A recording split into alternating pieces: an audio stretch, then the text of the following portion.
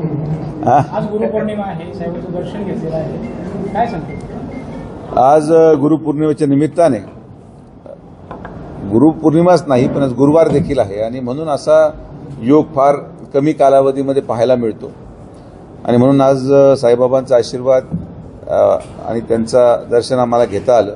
मी स्वतःला भाग्यशाली समजतो की एवढे 30 वर्ष 35 वर्ष बाबांच्या या पावनभूमीमध्ये आमच्या परिवाराला बाबांच्या आशीर्वादाने आणि सर्वसामान्य जनतेच्या कृपेने नेतृत्व करायची संधी मिळाली आणि म्हणून अशी अविरत सेवा बाबांच्या चरणी आम्ही जोपर्यंत बाबांचा आशीर्वाद असेल तोपर्यंत करत राहू. या गुरुपौर्णिमेच्या निमित्ताने सर्वच आलेल्या साई भक्तांना, जे महाराष्ट्रातून आले, देशातून आले, सगळ्यांनाच मी आमच्या विखे पाटील परिवाराच्या वतीने शुभेच्छा देतो आणि त्यांचं आयुष्य अतिशय आनंदमयी आणि आरोग्यदायी व्हावं एवढीच मी बाबांच्या चरणी प्रार्थना करतो. दादा, एक डॉक्टर ते एक यशस्वी खासदार असं प्रवास राहिलेला आहे, तुमचे राजकीय गुरु कोण, त्यांना कसं? नाही, डॉक्टर ते यशस्वी खासदार म्हणता येणार नाही कारण की मी माझी झालो नसतो तर यशस्वी असतो. यशस्वी राजकारणी म्हणू शकता पण गुरु माझे हे कैलासवासी बाळासाहेब विखे पाटीलच राहिले कायम.